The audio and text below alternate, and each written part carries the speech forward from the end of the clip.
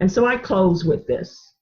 Years ago, I was, and many of you have, I won't say many of you, but some of you have heard this story before. This part of my story is a part of my story. And years ago, I was participating in a jail ministry.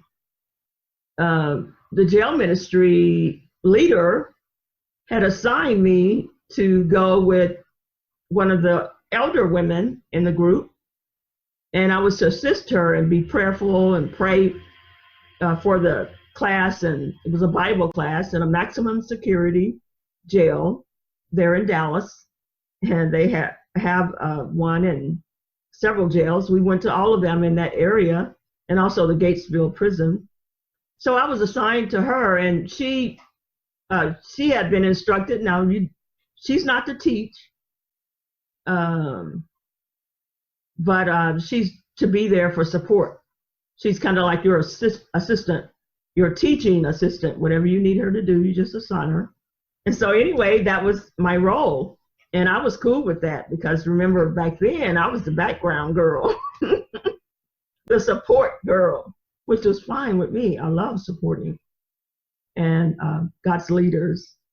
And now that I'm one of his leaders, I know that I'll get all the support I need because I sowed those seeds for many, many, many years, many, many years. And when God said it was time for me to become the leader, here I am.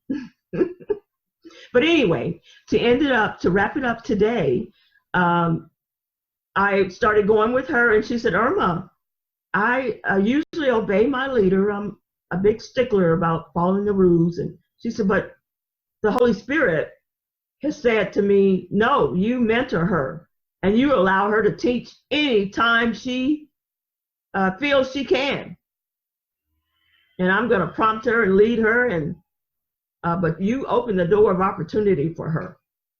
That's what she said. The Holy Spirit said to her. And so she said, I'm going to obey the Holy Spirit this time.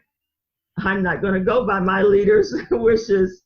And so there it went, and we started teaching together, and we had this Bible class. And in that environment, the women inmates, they cycle through. You know, some of them get released, some of them go to another prison system, or they have been sentenced and they go on to imprisonment in another state, or whatever happens, they cycle through. And so this group of women that had cycled through, and they were there for a good season, and they were a rowdy bunch, control freaks, and all of that was going on in there. And this mentor of mine, she was a great teacher, and she had an authoritative look about her that you would salute her when she went by, even if you didn't know what she did or was doing. She had that kind of demeanor. People always mistook her for one of the judges or one of the lawyers. And so they always mistook her for that. She had that authoritative air. And so she struggled with this class. She struggled with it. And so I observed that. And so we had gone on a little while, and she said, so Irma, I'm going to be out of town, and I don't think I have to call anyone or have to do anything to get someone else in here. I think you can do it. Will you do it? And I swallowed real hard, and I was going like, well, I can do it. You see how my voice went up, and so I agreed to do it. But inside, I cried out to God, and when I got home too, I cried out to God, and I said, Father, you know me. I'm Mrs. Mouse. How can I do this class? She thinks I can do this class. Oh my God, what am I going to do? So the Father God met me and those women. He instructed me on what to do. And he gave me courage. And he said, you walk in there and you act like you know what you're doing. And each woman, and then this is how Wild Women got started. Each woman that comes to that class that day, look at her, and I want you to see the good in her at the core.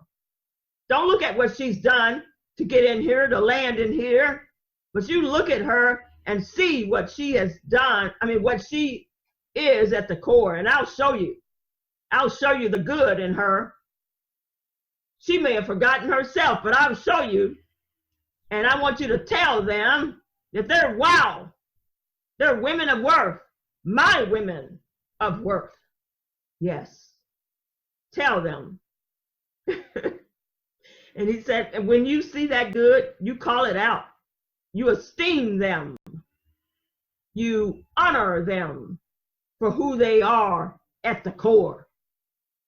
And I began to do that day and every day since then. That's what my ministry is about. Telling women that they are wow. Wow. Women of worth.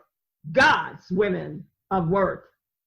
And so by the time back to that story to end that, by the time all of those women had filed in and I had called out the good in each one of them and honored them and esteemed them for it, it arrested those women. That rowdy class, that rowdy bunch, they were quiet as mice. And when I went to the front of the room, I had been stationed at the door as God instructed me to do. But when I went to the front of that room and began to teach, they were quiet as mice. And Mrs. Mouse was leading the class. So that was the beginning of WOW. And that has been one of my focuses